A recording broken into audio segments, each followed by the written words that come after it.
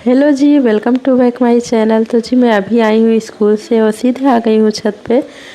मैंने कुछ प्रोडक्ट मंगाए थे, कुछ पार्सल थे मेरे जिनको मुझे अनबॉक्सिंग करना था। तो मैंने सोचा क्यों ना मैं आपके साथ शेयर करूँ इस चीज़ को। तो मैं अनबॉक्सिंग करने लगी हूँ। मैंने ग्राफ्टेड ग्रेप्स का प्लांट मंगाया हुआ है, बहुत अच्छा आया हुआ है।